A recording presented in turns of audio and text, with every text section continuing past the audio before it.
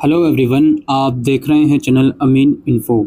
और आज के इस वीडियो में हम बात करेंगे, अगर आप एसओएल से बीए ऑनर्स पॉलिटिकल साइंस करना चाहते हो तो इसका क्या प्रोसेस रहता है। एलिजिबिलिटी क्राइटेरिया से लेके फ़ीस स्ट्रक्चर तक, एडमिशन प्रोसेस से लेके एग्जामिनेशन एक्टिविटीज़ तक, हर एक इम्पोर्टेंट इन्फॉर्मेशन इस वीडियो के अंदर आपको देखने को मिलेगी।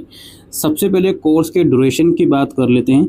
ये प्रोग्राम 3 साल का है दोस्तों, और इसमें 4th ईयर भी आपको ऑप्शन मिलेगा। अगर पॉलिटिकल साइंस के साथ किसी और सब्जेक्ट में भी आप मेजर करना चाहते हो तो 4th ईयर को करने का भी आपको ऑप्शन मिलेगा, या उसमें आप रिसर्च वर्क करना चाहते हो तो 4th ईयर में भी आप एडमिशन ले सकते हो। अदरवाइज़ 3 साल करके भी अगर आप प्रोग्राम को छोड़ोगे तो आपको अंडर ग्रेजुएट की डिग्री दी जाएगी। इसके अलावा इसमें मल्टीपल एंट्री एग्जिट का भी सिस्टम है, यानी कि 1 साल के बाद अगर आप छोड़ते हो तो आपको सर्टिफिकेट दिया जाएगा, 2 साल के बाद छोड़ते हो डिप्लोमा दिया जाएगा, और ऑब्वियसली 3 साल के बाद छोड़ते हो तो आपको बैचलर डिग्री दी जाएगी। कोर्स के स्ट्रक्चर की बात करें दोस्तों, आपको हर एक सेमेस्टर में 7 सब्जेक्ट्स पढ़ने होंगे, जिसमें 3 आपके डिसिप्लिन होंगे जो कि ऑब्वियसली पॉलिटिकल साइंस से रिलेटेड ही होंगे, और एक सब्जेक्ट आपका generic elective, ability enhancement, skill enhancement और वैल्यू एडिड कोर्स का होगा। और as I said, discipline subjects जो होंगे वो सभी बच्चों के लिए सेम रहेंगे, इसमें कोई चेंजेस नहीं है।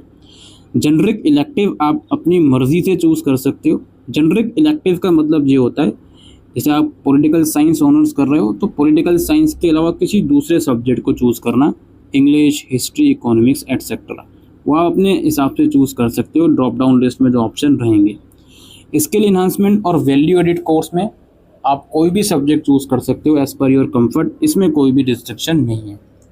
जहाँ तक एबिलिटी इन्हांसमेंट कोर्स की बात है, इसमें ईवीएस तो आपको किसी न किसी एक सेमेस्टर में लेना पड़ेगा, सेमेस्टर 1 या 2 में, और इसके साथ साथ कोई एक लैंग्वेज जो आपने स्कूल में पढ़ी है वो आप लोगे। इसमें हिंदी, तमिल, पंजाबी वगैरह हो सकती है। और स्टैंडर्ड कैसे देखा जाएगा, जैसे अगर 12th क्लास तक हिंदी पढ़ी है तो हिंदी ए लोगे, 10th तक पढ़ी है हिंदी बी लोगे, और अगर 8th क्लास तक पढ़ी है तो हिंदी सी चूज़ करोगे आप। इसके अलावा एज आई सेड, स्कूल में अगर हिंदी के अलावा कोई और लैंग्वेज पढ़ी है तो उसके भी उसमें ऑप्शन आएंगे, वो आप अपने स्टैंडर्ड के हिसाब से चूज़ कर सकते हो।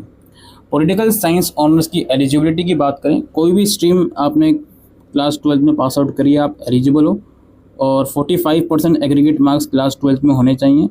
SC ST PWD के लिए पासिंग मार्क्स हैं शायद, और OBC के लिए 40.5% मार्क्स आपको चाहिए होंगे। इसके अलावा दोस्तों, जो कॉम्बिनेशन है वो आपके सामने है। कोई भी एक लैंग्वेज हो लिस्ट ए में से, और कोई 2 सब्जेक्ट लिस्ट B1 में से आप ले सकते हो, जिसमें से एक सब्जेक्ट कम से कम या तो वो B1 में से होना चाहिए या फिर वो B2 में से होना चाहिए। फ़ीस स्ट्रक्चर और फाइनेंशियल सपोर्ट स्कीम की बात करते हैं। फ़ीस 1 साल की आप लोगों के 8,820 रुपये जाएगी, और डिसेबल कैंडिडेट्स के लिए 130 रुपये फ़ीस जाएगी। Financial support scheme, through out your academic session, जब आपका एडमिशन हो जाएगा उसके कुछ टाइम के बाद एसओएल हर साल एक फाइनेंशियल सपोर्ट स्कीम निकालता है, जिसमें जो बच्चे फाइनेंशियली एबल नहीं होते उनके लिए फ़ीस वेवर उनको दिया जाता है। इसमें 2 कैटेगरी में बच्चों को डिवाइड करा जाता है। पहली कैटेगरी वो जो 1 से 4 लाख तक है, उनको 100% तक का फ़ीस में रिलैक्सेशन मिल सकता है, और दूसरी कैटेगरी वो जिनकी इनकम 4 से 8 लाख तक है, उनको 50% तक का फ़ीस में वेवर मिल सकता है। इसके लिए आपको अलग से वेबसाइट पर अप्लाई करना होता है, उसकी जानकारी बाद में भी दी जाएगी।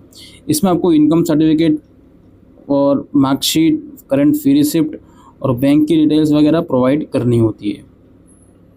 ब्रीफ एडमिशन प्रोसेस की अगर हम बात करें तो एडमिशन प्रोसेस कुछ इस प्रकार होता है दोस्तों। सबसे पहले आपको ऑनलाइन फॉर्म भरना होगा। फॉर्म कैसे भरना है उस वीडियो का लिंक आपको डिस्क्रिप्शन में मिल जाएगा। उस फॉर्म में आप अपनी रिलेवेंट डिटेल्स प्रोवाइड करोगे, डॉक्यूमेंट्स प्रोवाइड करोगे। उसके बाद डॉक्यूमेंट जब आप अपलोड उसमें कर दोगे तो फ़ीस पेमेंट का ऑप्शन इमीडिएटली नहीं आता। आपके डॉक्यूमेंट पहले वेरीफाई करे जाएंगे डिपार्टमेंट द्वारा, यदि वो ठीक हुए तो फ़ीस का ऑप्शन आ जाएगा, और अगर उन डॉक्यूमेंट में उन्हें लगता है कोई डिस्क्रिपेंसी है तो उसको करेक्ट करने का मौका भी वो आपके पोर्टल में प्रोवाइड करेंगे। और इस वेरिफिकेशन प्रोसेस में 8 से 10 दिन या इवन ज़्यादा दिन भी लग सकते हैं। और जब आपका पेमेंट का ऑप्शन आ जाता है, आप पेमेंट कर देते हो, तो आपका एडमिशन एसओएल के अंदर कंफर्म हो जाता है। क्लासेस की जहाँ तक बात है, क्लासेस संडेज़ में लगती हैं। दिल्ली यूनिवर्सिटीज़ की अफिलिएटेड कॉलेजेस जो होते हैं वहीं पर आपकी क्लासेस लगती हैं। इसके लिए आपको SMS वगैरह भेजा जाता है या फिर इसकी जानकारी वेबसाइट पर भी बताई जाती है। एग्जामिनेशन की जहाँ तक बात है, साल में 2 बार एग्ज़ाम होंगे। आपका ऑड सेमेस्टर 1, 3 या 5 दिसंबर में होता है और इवन सेमेस्टर मई या जून आपका इवन सेमेस्टर 2nd, 4th, 6 आपका मई जून में होता है। थ्योरी एग्ज़ाम के अलावा दोस्तों आपके इंटरनल असेसमेंट भी लिए जाते हैं। इंटरनल असेसमेंट जो होते हैं वो कम्प्लीटली ऑनलाइन होंगे, आप घर बैठकर दे सकते हो आराम से, और जनरली एग्ज़ाम से 20 से 25 दिन पहले ये होते हैं, जो कि MCQ बेस्ड रहते हैं। बाकी इसके अलावा एसओल में लाइब्रेरी की फैसिलिटीज़ भी है, बुक बैंक की फैसिलिटीज़ भी है। बुक बैंक यानी कि एक पर्टिकुलर सेमेस्टर्स के लिए आप बुक इशू करवा सकते हो, अपने पास रख सकते हो।